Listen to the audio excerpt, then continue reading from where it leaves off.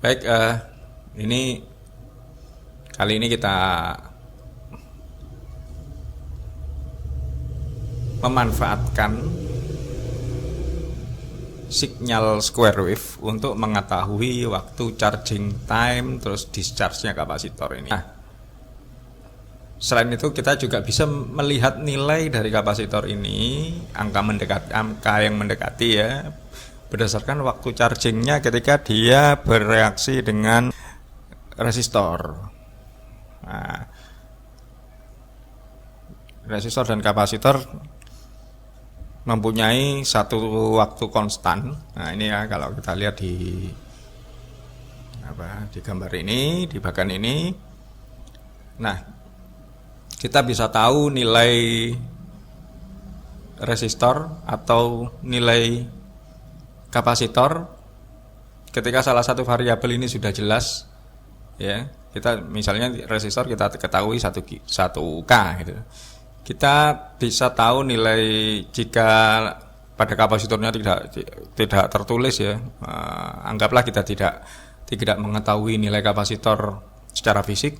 Nah, kita bisa melihatnya dari timing ketika dia terhubung secara seri dengan resistor ya, di sini. Itu akan menghasilkan satu time constant, satu satuan waktu, satu ukuran waktu ketika kapasitor melakukan charging sampai pada tingkatan 63%. Ya. Time constantnya setiap satu konstan itu dia berada pada 63% dari nilai voltase yang dialirkan pada kapasitor. Ya. Nah, secara keseluruhan sih kalau kita lihat secara keseluruhan waktu yang dibutuhkan untuk benar-benar kapasitor terisi penuh itu ada 5 kali ya.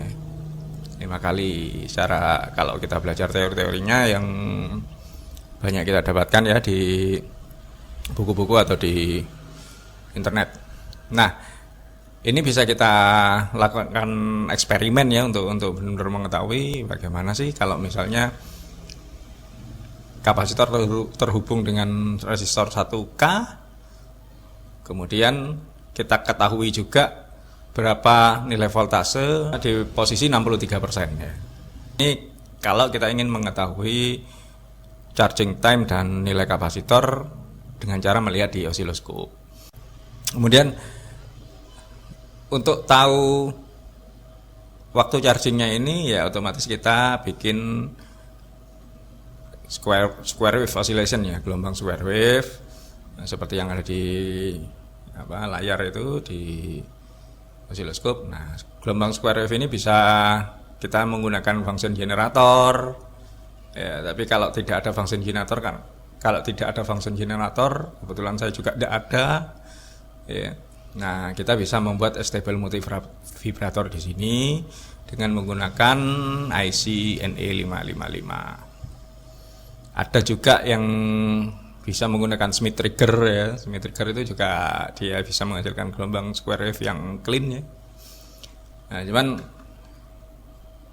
saya mau mempraktekkan ketika menggunakan NE555. Jadi NE555 ini dia kita juga bisa mengatur duty cycle-nya. Stable multivibrator sebenarnya rangkaiannya cukup sederhana, tidak sampai membutuhkan dioda seperti ini ya. Nah, jadi cukup kita menggunakan dua resistor kayak kalau teman-teman mau lihat videonya itu ada di sini ya tentang stable multivibrator.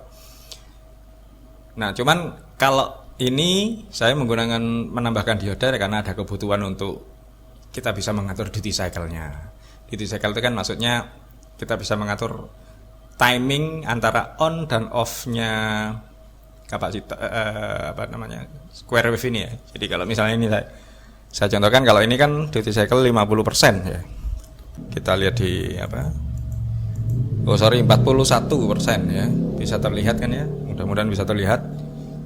Nah, ini kalau misalnya saya atur, nah saya turunkan menjadi 26 atau ini hanya 4, jadi on-nya hanya 4,6%.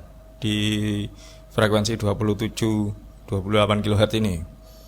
Atau kita mau menyalakan 90%. Nah, seperti ini 95% ya. Nah, bahkan kalau ini saya putar lagi, kita bisa mengambil sampai 96,7%. Nah, ini jadi fungsi saya menggunakan dioda, dan itu untuk mengatur supaya kita bisa mengatur waktu duty cycle-nya ya, timingnya. Tapi kalau untuk pengukuran kapasitor ini kita setupnya di 50%. Di rangkaian ini ada 220 ohm ya dari VCC menuju potensiometer 5K. Nah, di potensi 5K ini nanti hanya kita gunakan satu jalur aja untuk masuk ke kaki 7. Jadi ini ngumpulnya di kaki 7 ya. Nah, dari kaki 7 ini ada dua dioda ya, saling reverse. Ada dua dioda. Yang pertama ke potensiometer, salah satu kaki di potensiometer ini untuk kanal charging ya. Jadi ini anoda katodanya seperti ini, sehingga arus yang berjalan nanti sesuai dengan forward biasnya dioda ya. Nah, dia jalannya ke sini, ke potensiometer, di mana tengahnya dari potensiometer ini itu nanti dia terhubung ke kaki 2 dan kapasitor untuk yang fungsinya untuk melakukan osilasi ya. Nah, pada saat discharge-nya dia tidak akan ke sini karena ini reverse ya posisinya. Discharge-nya dia kan arusnya akan mengikuti sesuai dengan anoda dan katodanya dioda ya. Jadi dia akan masuk ke sini baru melakukan discharge. Nah, di kaki 7 ini nanti kan karena di dalamnya itu ada transistor. Nah, nanti pada saat dia melakukan discharge ini di kaki 7, arus ini akan dibuang ke ground ya. Nah, komposisi antara on dan off ini, charge dan discharge ini, itu ditentukan oleh potensio ini, potensio 20K. Sekaligus potensio 20K-nya ini juga untuk mengatur osilasinya ini. Osilasi di kapasitor bawah ini, waktu charging time ya, charge and discharge-nya yang di sini. Nah, dari pengaturan frekuensi, nah, outputnya di kaki 3 nanti kita hubungkan 1K, resistor 1K, kemudian kita masukkan kapasitor sebagai yang akan kita ukur. Oke, ini komposisi komponennya.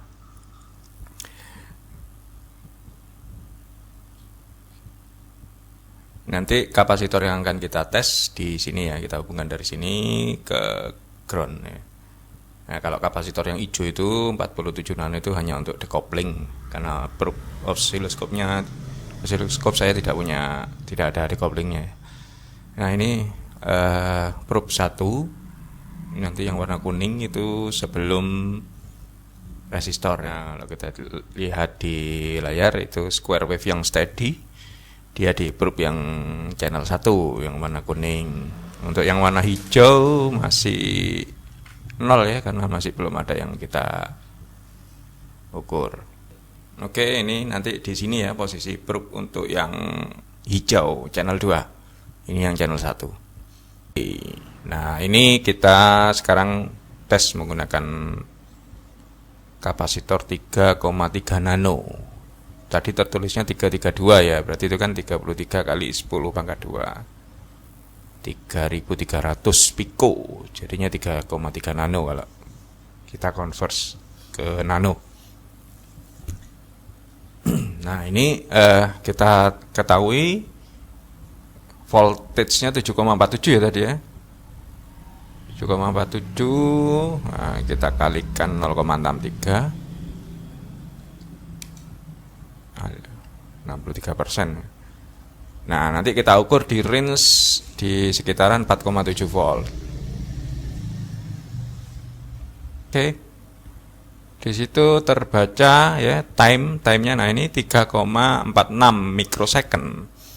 Nah, kalau kita bagi dengan 1K 1000, kita bagi 1000, dia terhitung 3,46 nano.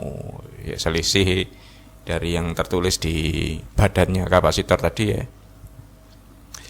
Tidak terpaut jauh sih. Masih masuk toleransi ya. Batas toleransi pengukuran. Play. Nah, kita sekarang tes untuk yang 10 kali 10 pangkat 3 ini 10.000 piko. Berarti 10 nano ya. Kita lihat dulu voltage-nya berapa, voltage maksimalnya. Nah, ini amplitude-nya dia ada di 7,4 volt. Oke, tadi amplitude di 7,4 ya. Kita kalikan 0,63.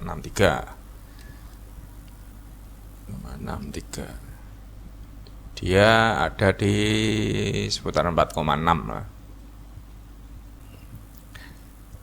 Nah, kita paskan di posisi 4,6 ya.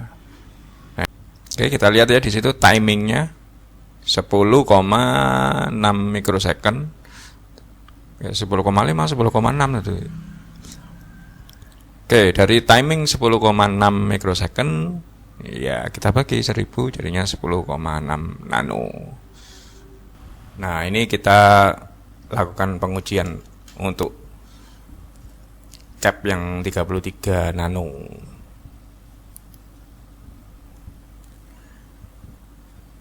Kalau 33 nano upayakan frekuensi rendah ya, yang range-nya sama ya, sekitar ya kisaran 3 kHz lah.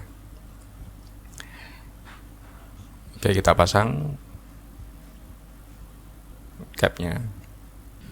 Nah, ini amplitude yang terbentuk 7,09 volt. Sekarang tinggal kita cari nilai di 63%-nya di satu time constantnya ya. Nah, ada di 4,4 volt ya, 4,46.